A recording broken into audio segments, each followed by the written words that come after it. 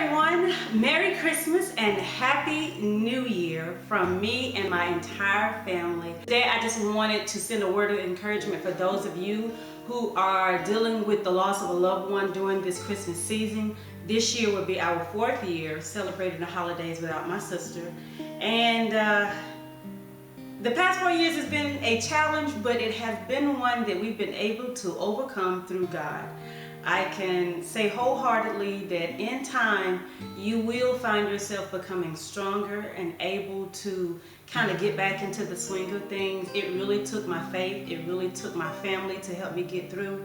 And I want you all to know that you all are not alone, that we are praying for you all, that we all are thinking of you this holiday season. I don't have to know you, I don't have to know your situation, how long the person has been gone, who the person is, to know that it can be a struggle. The first year, in all honesty, is the hardest year, especially if that person is like my sister. They played a pivotal role in helping to plan everything for the holidays, whether it's a holiday meal or buying gifts or what have you. It can be a struggle. My sister was the know-it-all. She wanted to make sure that everybody knew what to bring and it better taste good. She was gonna call you out. And she got to call you 15, 11 times to let you know you better bring this and don't skip on this and make sure you do this and it better be good. So I miss that about her. I miss that so much. I miss the phone ringing. I miss looking and saying, oh my God, here she go again. I miss all of that. And the first year it was difficult. And I didn't really see a light at the end of the tunnel, but I wanted to be a living witness for those of you who can't see that light, that there is a light at the end of the tunnel. But sometimes grief, it consumes us so much, it blinds us to everything that's going on around us. So I pray that you all don't make a lot of the mistakes that I made, that my family made. Sometimes we get so caught up with the past and so caught up with trying to hold on to the past that we don't see that God still has us here and there's a future and there's a destiny that we have to walk into. Sometimes we feel guilty about moving on. Sometimes we feel guilty about being happy because we're like, okay, how am I gonna enjoy this? Why should I be enjoying this? And this person has died and this has happened to this and then their family is going through. Because I dealt with that. I felt guilty about being happy. I felt guilty about enjoying certain things. And it was a struggle. It was kind of like an emotional roller coaster of emotions. I didn't know how to be. I didn't know how to adjust to this change, because anytime someone who you love so dearly passes away, there's a change that happens in your life and it takes an adjustment.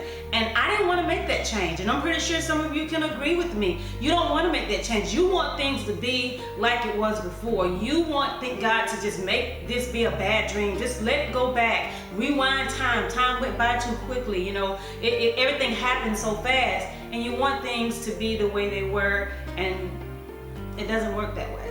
One of the mistakes that I made was trying to recreate the past so that my present wouldn't hurt so bad.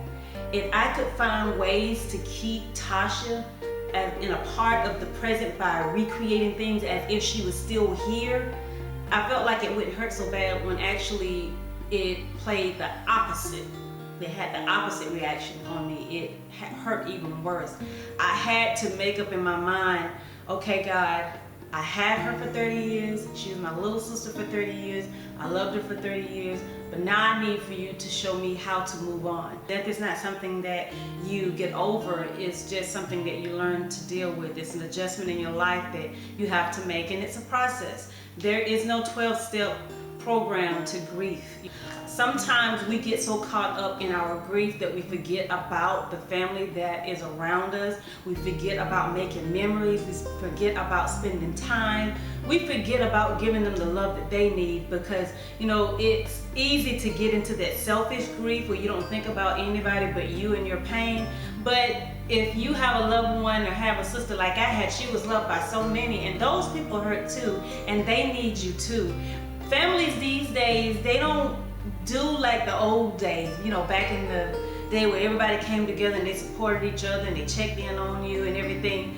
In all honesty, in today's day and age, you'll get a text maybe. I mean, they don't even pick up the phone to call you anymore. And so it makes the grieving process even worse. And this is a time where families need to come together. They need to support each other. They need to spend time with each other. They need to really love on each other, because it's difficult. And by loving each other and supporting each other, you'll find yourself being able to draw from each other's strength. And that is something that I encourage you all to do. Don't go to your separate corners. Don't shut anyone out. And even if you come from a family where where you weren't that close, your relationships weren't at the best, if you have somebody in your family who's sincerely trying to make an effort to just kind of start with a clean slate and just move on in the future, it's best to forgive and forget and just move on and start making memories. If you are grieving in regret, if you are grieving because there were so many mistakes that you made with that person, or things that you didn't say, or you weren't there for that person, and that can be difficult as well. You can't go back and change it. That's just the bottom line. What was said was said, and what was done. The only thing that you can do is learn from your mistakes and decide that everything that I wish I would have done with that person, I'm going to make sure that I do with the people that were left behind. I'm going to love them in a way that I didn't love that person. I'm going to support them in a way that I didn't support that person. I'm going to be there. When you live in the past, you can't move forward in life. You just stay stuck and you stay stagnant and unhappy. And that's no way for no one to live. God does not want you to live that way. Life is too short.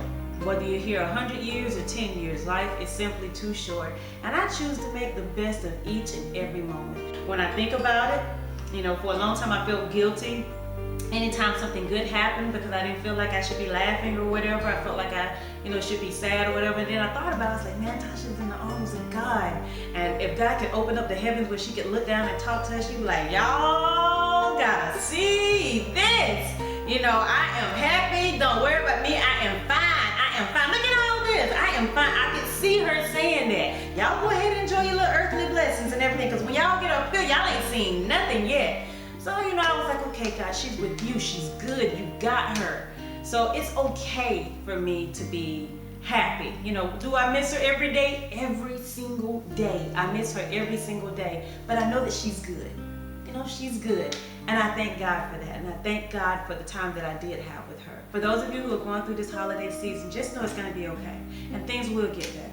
I pray you all have a Merry, Merry Christmas and a Happy, Happy New Year. I pray that you enjoy your time with family and friends. And if you have not made contact with your family or your friends, now's the time. Call them. Tell them you love them. God gave them to you for a reason. So love on them while you can. This has been First Lady B. I hope this has been a blessing to you all. Have a great day. Bye-bye.